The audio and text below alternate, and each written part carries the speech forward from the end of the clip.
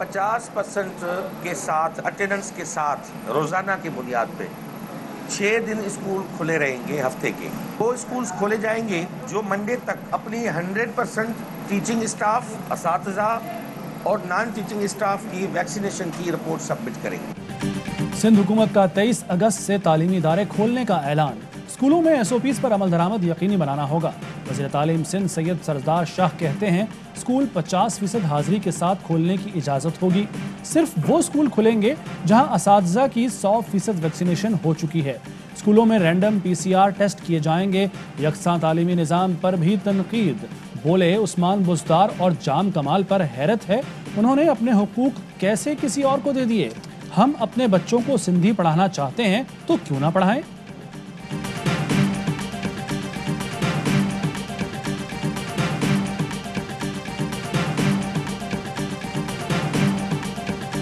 पाकिस्तान एक बहुत ही जिम्मेदार मुल्क है। जो भी फैसले होंगे वो हमारे यूनिलैटरल नहीं होंगे। We want this decision of recognition of Taliban in Afghanistan, it has to be a regional decision. It has to be in consultation with the regional powers and with international powers.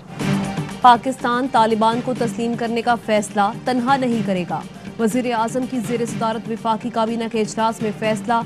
वज़ीर इत्तलात फवाद चौधरी ने media briefing में बताया तालिबान को तस्लीम करने का फैसला दोस्त ममालिक, आलमी और इलाकाई ताकतों से मिलकर करेंगे। अफगान सूरत हाल पर वज़ीर आज़म की अमरीकी वज़ीर ख़ारिजा और तुर्क सदर से बात हुई। अफगानिस्तान में मौजूद गिरोहों और दोस्तों से भी राब्ते में हैं। काबिले इत्मीनान बात यह है कि अफगानिस्तान में आने वाली तब्दीली से खून नहीं बहा, अफगान अवाम का नुकसान बहुत कम हुआ। तालिबान से उम्मीद है कि वो बैनुल अक़वामी क़वानीन की पासदारी करेंगे।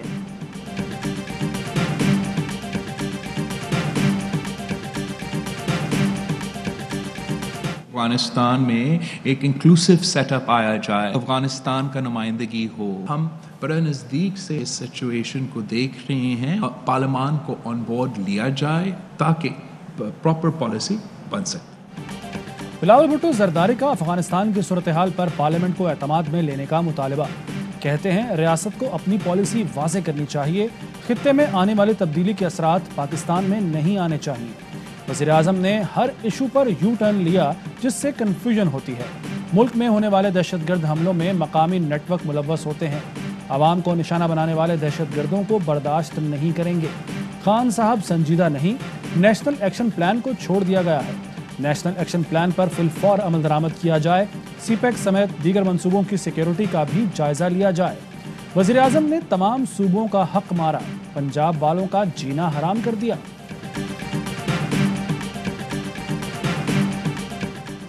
सदर ममलिकत आरिफ अलवी ने तालिबान की हिमायत का इल्ज़ाम मुस्तरद कर दिया। कहते हैं पाकिस्तान पर इल्ज़ाम तराशी का सिलसिला अब बंद होना चाहिए। अफगानिस्तान में अफगान अवाम की मर्जी की हुकूमत होनी चाहिए। किसी तरह की भी खून रेजी नहीं होनी चाहिए। अफगानिस्तान में जो भी हुकूमत बनी उसकी हिमायत करेंगे। कोई भी मुल्क अफगानिस्तान की साबिक हुकूमत के जवाल का जिम्मेदार नहीं। तालिबान ने जमानत दी है कि अफगान सरजमीन किसी दूसरे मुल्क के खिलाफ इस्तेमाल नहीं होगी। अफगानिस्तान की तामीर नौ के लिए आलमी बरादरी को आगे आना होगा।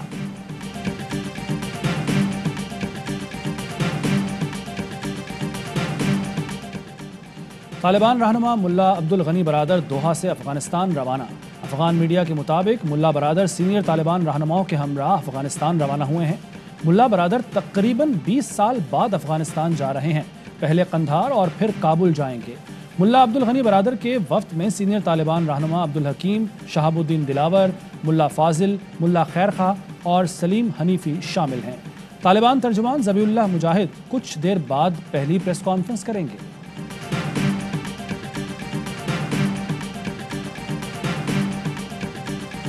काबुल एयरपोर्ट पर एक बार फिर फायरिंग, भगदड़ से खातून जख्मी। अफरा तफरी पर फ्लाइट ऑपरेशन दोबारा बंद कर दिया गया। एयरपोर्ट के अतराफ तालिबान तैनात। तालिबान के आम मुआफ़ी के ऐलान के बाद काबुल में मामूलात ज़िंदगी बहाल, बाजार और स्कूल खुल गए। तालिबान का सरकारी मुलाजमीन के लिए भी आम मुआफ़ी का ऐलान। तर्जुमान तालिबान सुहेल शाहीन कहते हैं सरहद से लेकर इंतज़ामिया तक मामलात कंट्रोल में हैं। चाहते हैं ऐसी हुकूमत आए जिसमें सियासतदान भी शामिल हों। अफरा तफरी और झूठी खबरें फैलाने के जिम्मेदार NDS है।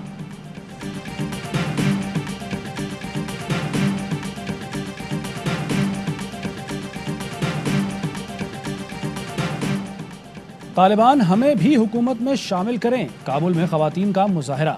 मुजाहरे में शरीक खवातीन ने प्लेकार्ड उठा रखे थे। वीडियो में मुजाहरे के दौरान तालिबान जंगजुओं को भी देखा जा सकता है। तालिबान काबुल में वापस आए तो सोच भी बदल गई। खवातीन को भी काम करने की आज़ादी। खवातीन एंकर और रिपोर्टर्स अफगान टीवी चैनल की स्क्रीन पर आ गईं। तुलू न्यूज़ पर खवातीन एंकर ने प्रोग्राम किया। तालिबान की मीडिया टीम के नुमाइंदे का इंटरव्यू भी किया।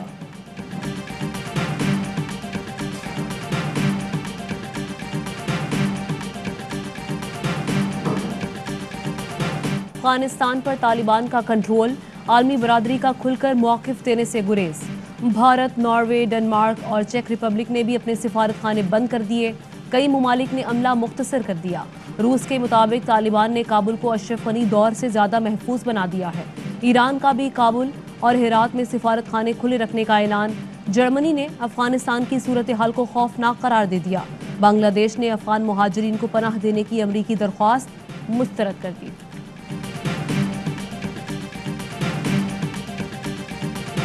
We are not surprised by India's anti-Pakistan partisanship.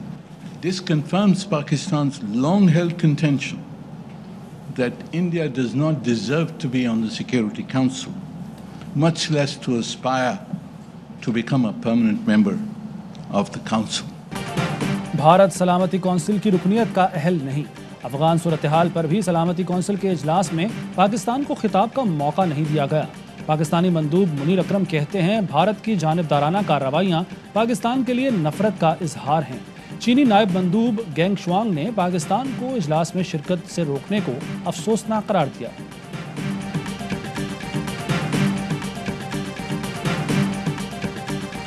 अमरीकी अफवाज के लिए काम करने वाले अफगान बाशिंदों को अमरीका में बसाने का मंसूबा। वर्जीनिया, विस्कॉन्सिन और टेक्सास के फौजी अड्डों पर बसाया जाएगा। अमरीकी मीडिया के मुताबिक 22,000 अफगान खानदानों को फौजी अड्डों में पनाह दी जाएगी। अमरीकी सदर जो बाइडन कहते हैं अफगानिस्तान में तामीर और तरक्की के लिए नहीं गए थे, इनखला दुरुस्त वक्त पर किया, फैसले पर कोई पछतावा नहीं। अफगान फौज पर अरबों डॉलर खर्च किए, हर तरह के हथियार फराहम किए, लड़ने का जज्बा तो नहीं दे सकते। अफगान रहनुमा हौसला छोड़ गए और मुल्क से भाग निकले।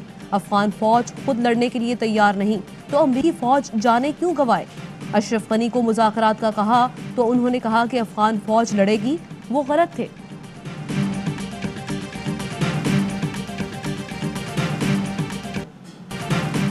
आठ साल से बगराम जेल में कैद पाकिस्तानी कैदियों की रिहाई के बाद वतन वापसी। अफगान जेल का अहवाल सुना दिया। कहते हैं जेल में बहुत जुल्म होता था, सहूलियात भी मुयस्सर नहीं थी।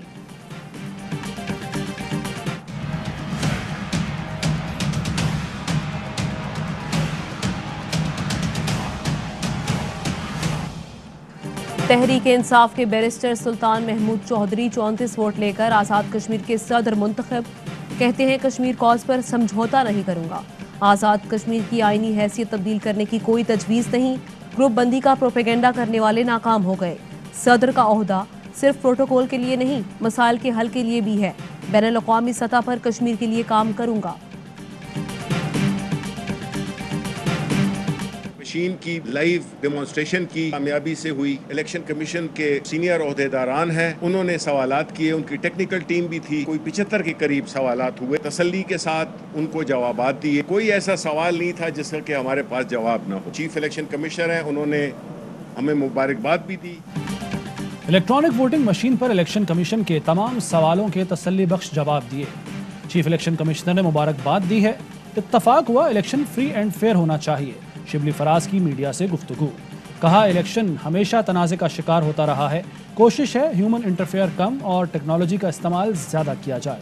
मशीन के इंटरनल मैकेनिज्म को इलेक्शन कमीशन की टेक्निकल टीम देखेगी। ज़िमनी या बल्दियाती इंतखाब में मशीन का टेस्ट किया जा सकता है। ओपोजिशन की मैं ना मानूं का कोई इलाज नहीं। नवाज शरीफ की सेहत तो 19 साल से खराब है। मेरे ख्याल में नवाज शरीफ का लंदन में इलाज नहीं हो रहा। जिंदगी का कोई भरोसा नहीं, पाकिस्तान वापस आ जाना चाहिए। वज़ीर सेहत पंजाब यास्मीन राशिद की मीडिया से गुफ्तगू।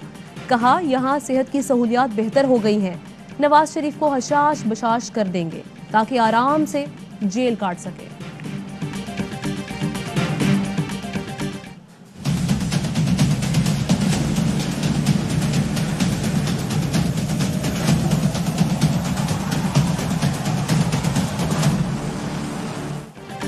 NCOC का 9 मुहर्रम उल हराम को तमाम बड़े और मरकजी वैक्सीनेशन सेंटर्स खुले रखने का फैसला।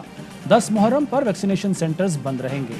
NCOC का आशूरा के दौरान पहले से जारी हिदायत पर अमल दरामद पर जोर। मुल्क भर में कोरोना के मजीद 95 मरीज इंतकाल कर गए। 3221 मजीद केसेज रिपोर्ट हुए। टेस्ट मुस्बत आने की शरह 6.6% रही।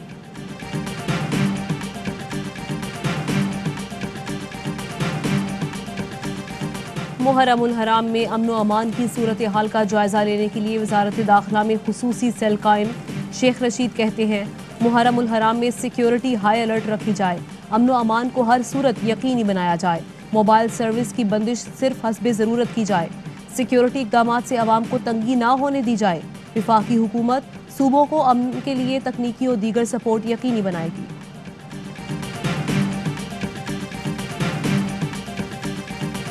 अफगानिस्तान में जो सूरत हाल है उसकी वजह से बिल्कुल थ्रेट्स हैं और हमने कोशिश की है कि जितना पूरा इंतज़ाम किया जा सके इन थ्रेट्स को फेस करने के लिए वो हम कर रहे हैं। मुहर्रम उल हराम और अफगानिस्तान की सूरत हाल के बायस थ्रेट्स हैं। खतरात से निपटने के लिए सख्त इंतजाम किए हैं। वज़ीर आला सिंध मुराद अली शाह की मीडिया से गुफ्तगू। कहा मुआच गोठ वाकई की अब तक किसी ने जिम्मेदारी भी नहीं ली, तहकीकात जारी हैं।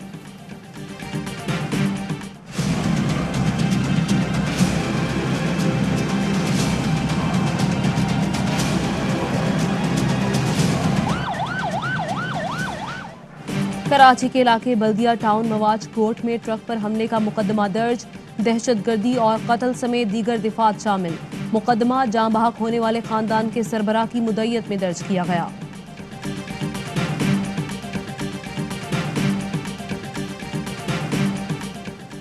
लाहौर के शाही किले के बाहर नस्ब राजा रंजीत सिंह का मुजस्समा गिरा दिया गया। DG वर्ल्ड सिटी अथॉरिटी के मुताबिक मुजस्समे को सुबह सवेरे गिराया गया। पुलिस ने एक शख्स को गिरफ्तार कर लिया।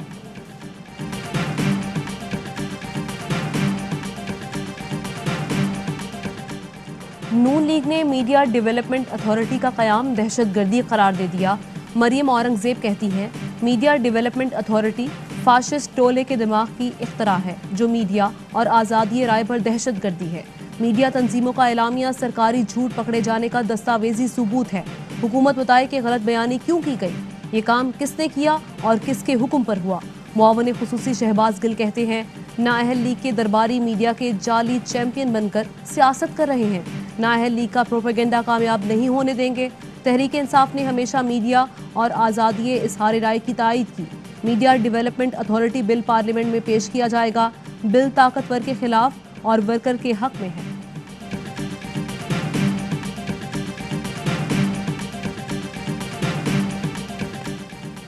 APNS, PBA, CPNE, PFUJ, एमेंट की मुश्तरका कमेटी ने पाकिस्तान मीडिया डेवलपमेंट अथॉरिटी से मुतालिक इक़दामात मुस्तरद कर दिए। मुश्तरका कमेटी ने बयान में कहा कि वजारत इत्तलात के जारी करदा मीटिंग मिनट्स गुमराह कुन हैं। तासुर दिया जाता है जैसे किसी को PMDA पर तहफ़्फ़ुज़ात नहीं। तमाम मीडिया तंजीमों ने मुत्तफ़िक़ा तौर पर PMDA मुसव्वदे को मुस्तरद किया। वजारत इत्तलात तासुर दे रही है, बाज़ मीडिया हल्के मुसव्वदे के हक़ में हैं। वजारत इत्तलात इस किस्म की हरकतों को फौरी तौर पर रोके। कमेटी इस मामले पर ह्यूमन राइट्स ग्रुप वकला तंजीमों से राब्ता करेगी। सिविल सोसाइटी पार्लियामेंटेरियन से मिलकर मीडिया पर कदगन के खिलाफ आवाज़ उठाएंगे।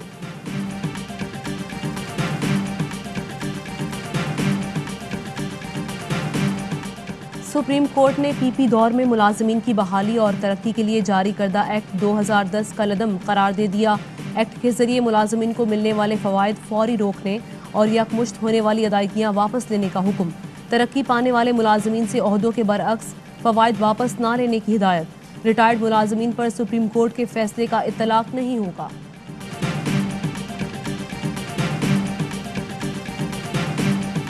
पाकिस्तान क्रिकेट बोर्ड के हिसाबात का 2018 से अब तक ऑडिट न होने का इंकशाफ। कायमा कमेटी के इन कैमरा इजलास में PCB ने नामुकम्मल रिपोर्ट जमा कराई। मौजूदा की बजाय 2019 के हिसाबात पेश किए। दस्तावेजात में कोचेस समेत बाकी मुलाजमीन की तनख्वाहों का नहीं बताया गया। चेयरमैन के अलावा बाकी मुलाजमीन की तनख्वाहों और अलाउंस न बताने पर कमेटी बरहम।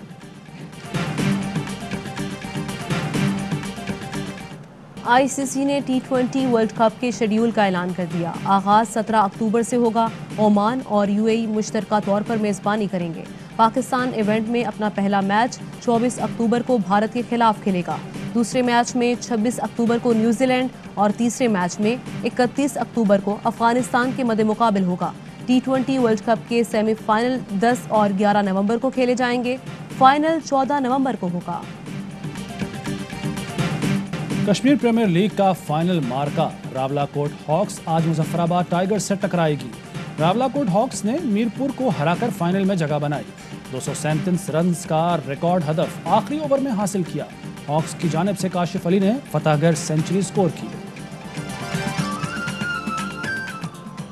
और मुत्तहिदा अरब अमारात में 10 ग्राम सोने की कीमत 2113 दिरहम हो गई। 1 ग्राम सोना 211 दिरहम और 1 मिलीग्राम सोना 21 फिल्स का हो गया। अस्सलाम वालेकुम, अरबा न्यूज़ में खुशामदीद। मैं हूं ज़िशान मलिक। मैं हूं आमना खटाना। हेडलाइंस आप जान चुके हैं। बुलेटिन का बाकायदा आगाज करेंगे ब्रेक के बाद। अहम तरीन खबरें अब एक क्लिक की दूरी पर। हर लम्हा बाखबर रहने के लिए सब्सक्राइब करें हमारा YouTube चैनल। अपने मोबाइल फोन से मुल्की और बैनुल-अक़वामी अहम खबरों तक रसाई के लिए डाउनलोड कीजिए मोबाइल ऐप। बामसूख जराए से मुसद्दिका खबरों, तज्जियों और तबसरों से मुस्तफीद होने के लिए विजिट कीजिए पाकिस्तान की सबसे बड़ी न्यूज वेबसाइट। ARY न्यूज पहुंचा रहा है खबरें सबसे पहले आप तक, ताकि आप रहें हर लम्हा बाखबर।